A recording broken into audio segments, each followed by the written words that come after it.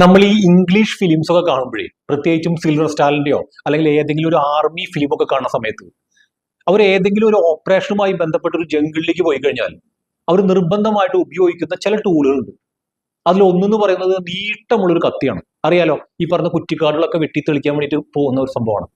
രണ്ടാമത്തെ ഒരു കാര്യം ഒരു ബൈനോക്കുലറാണ്. എത്ര ഡിസ്റ്റൻസിലേക്ക് വേണമെങ്കിലും അവർക്ക് കാണാൻ വേണ്ടിയിട്ടുള്ളതാണ്. മൂന്നാമത് ഒരു ഫയർ സ്റ്റാർട്ടറാണ്. തീ പിടിപ്പിക്കാൻ കഴിയുന്ന ഏതെങ്കിലും ഒരു തരത്തിലുള്ള ഒരു ഉപകരണം അവരുണ്ടാവും. അപ്പൊ ഇതേപോലെ ഒരു ബിസിനസ് ആകുന്ന ജംഗിളിൽ നമ്മൾ പോണ സമയത്ത് നിർബന്ധമായിട്ടും ഇതുപോലത്തെ ചില ടൂളുകൾ വേണം. ഇവിടെ നമ്മൾ അതിന്റെ സിസ്റ്റംസ് എന്നാണ് പറയാ. എന്തൊക്കെ സിസ്റ്റംസ് ആണ്? പ്രത്യേകിച്ച് 3 സിസ്റ്റത്തെ കുറിച്ചിട്ടാണ് നമ്മളിവിടെ പറയാൻ വേണ്ടി പോകുന്നത്. ഒന്നാമത്തത് OKR ഫ്രെയിംവർക്ക് ആണ്. OKR എന്ന് പറഞ്ഞാൽ ഒബ്ജക്റ്റീവ് കീ റിസൾട്ട്. ഏതെങ്കിലും ഒരു ഒബ്ജക്റ്റീവ് എന്ന് പറഞ്ഞാൽ മനസ്സിലായിട്ടുണ്ടാവും. കാരണം ഈ ഷോർട്ട് ടൈം ഗോളുകളെയാണ് നമ്മൾ ഒബ്ജക്റ്റീവ് ആയിട്ട് പറയുന്നത്.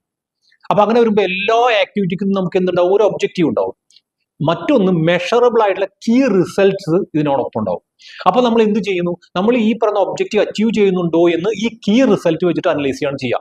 അത് ചിലപ്പോൾ മന്ത്ലി ആയിരിക്കും, ചിലപ്പോൾ വീക്ക്ലി ആയിരിക്കും, ചിലപ്പോൾ ഡെയിലി കീ റിസൾട്ട് നമ്മൾ ചെക്ക് ചെയ്തുകൊണ്ടിരിക്കുകയും ചെയ്യും. പക്ഷെ ഇത് ചെക്ക് ചെയ്താലാണ് കറക്റ്റ് ആയിട്ട് നമ്മൾ ആ ഒബ്ജക്റ്റീവിലേക്ക് എത്തുന്നുണ്ടോ എന്ന് നമുക്ക് നോക്കാൻ വേണ്ടിയിട്ട് പറ്റുള്ളൂ. ഇതാണ് ഒന്നാമത്തെ കാര്യം. രണ്ടാമത്തെ കാര്യം SWOT അനാലിസിസ് ആണ്.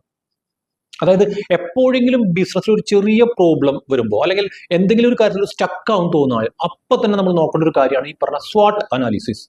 SWOT എന്ന് പറഞ്ഞാൽ സ്ട്രെങ്ത്, വീക്ക്നെസ്, ഓപ്പർച്യൂണിറ്റീസ്, ത്രെറ്റ്. അപ്പൊ സ്വാഭാവികമായിട്ടും ആ ഒരു സിറ്റുവേഷനിൽ നമ്മുടെ സ്ട്രെങ്ത് എന്താണ് അത് നമ്മൾ കൃത്യമായിട്ട് മനസ്സിലാക്കണം. നമ്മുടെ വീക്ക്നെസ് ആ സമയത്ത് എന്തൊക്കെയാണ്, നമ്മുടെ ഓപ്പർച്യൂണിറ്റീസ് എന്താണ്, ത്രെറ്റ് എന്താണ്, ഇത് കൃത്യമായിട്ട് മനസ്സിലാക്കി കഴിഞ്ഞാൽ തന്നെ ഒരുമാതിരിപ്പെട്ട പ്രശ്നങ്ങളിൽ നിന്നൊക്കെ പെട്ടെന്ന് നമുക്ക് സൊല്യൂഷൻസ് എടുക്കാൻ വേണ്ടിയിട്ട് പറ്റും. ഇതാണ് രണ്ടാമത്തെ പോയിന്റ് എന്ന് പറയുന്നത്. മൂന്നാമത്തെ ലീൻ സ്റ്റാർട്ടപ്പ് ഫ്രെയിംവർക്കാണ്. എന്ന് പറഞ്ഞാൽ ഇപ്പോൾ നമ്മളൊരു പുതുതായിട്ട് ഒരു പ്രോഡക്റ്റോ അല്ലെങ്കിൽ പുതുതായിട്ട് ഒരു സർവീസോ മാർക്കറ്റിലേക്ക് എപ്പോഴും ഇറക്കിക്കൊണ്ടേയിരിക്കണം എന്ന് നമ്മൾ ചിന്തിക്കണം. പക്ഷെ അത് നേരിട്ട് മാർക്കറ്റിലേക്ക് ഇറക്കല്ല ചെയ്യുക. അതിനൊരു സിസ്റ്റം ഉണ്ട്. അതായത് ആദ്യം തന്നെ നമ്മൾ ചെറിയൊരു ഗ്രൂപ്പിലേക്ക് നമ്മൾ ഈ പ്രോഡക്റ്റോ അല്ലെങ്കിൽ ഈ പറഞ്ഞ സർവീസോ നമ്മൾ ഇൻട്രൊഡ്യൂസ് ചെയ്യും. എന്നിട്ട് അവരിൽ നിന്ന് ഫീഡ്ബാക്ക് എടുക്കും.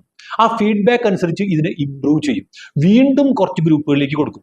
ഇങ്ങനെ ഒരുപാട് തവണ മോഡിഫൈ ചെയ്തിട്ട് ഒരു പെർഫെക്റ്റ് പ്രോഡക്റ്റ് ആക്കിയതിനു ശേഷം മാത്രമാണ് നമ്മൾ ഗ്രൂപ്പിലേക്ക് അല്ലെങ്കിൽ മെയിൻ അതിന് സിസ്റ്റത്തിലേക്ക് കൊടുക്കുന്നുണ്ടാവുക. ഓക്കെ, നമ്മുടെ ഈ ബിസിനസ്സിൽ പ്രത്യേകിച്ചും നമ്മൾ ഈ വീഡിയോ കണ്ടുകൊണ്ടിരിക്കുന്ന കുറേ പേർക്ക് ബിസിനസ് സ്റ്റാർട്ട് ചെയ്യണം താല്പര്യം ഉണ്ടാവും. പക്ഷെ എങ്ങനെ ചെയ്യേണ്ടത്, എന്താ ചെയ്യേണ്ടത്, ആരുടെ കയ്യിൽ നിന്ന് സപ്പോർട്ട് കിട്ടുക, ഒരുപാട് കൺഫ്യൂഷൻസ് ഉണ്ടാവും. രണ്ടാമത്തെ ഒരു കൂട്ടർ ഓൾറെഡി ബിസിനസ് ഒക്കെ സ്റ്റാർട്ട് ചെയ്തു. പക്ഷെ ഇത് സിസ്റ്റമാറ്റിക് ആയിട്ട് എങ്ങനെയാണ് കൊണ്ടുപോവുക, എങ്ങനെ ഇതിനെ സ്കെയിലബിൾ ആക്കി മാറ്റാൻ വേണ്ടി പറ്റും, ഒരു സപ്പോർട്ട് എവിടെ നിന്ന് കിട്ടുക എന്നൊക്കെ ആഗ്രഹിക്കുന്ന ആൾക്കാരുണ്ടാവും. അവർക്ക് വേണ്ടിയിട്ട് താഴത്ത് നമ്മുടെ വാട്സപ്പ് നമ്പർ ഉണ്ട്. അതിനകത്തേക്ക് വാട്സപ്പിൽ ഒന്ന് മെസ്സേജ് ഇട്ടാൽ മതി. നമുക്ക് നേരിട്ട് സംസാരിക്കാം. അടുത്ത വീഡിയോയിൽ നമുക്ക് വീണ്ടും കാണാം.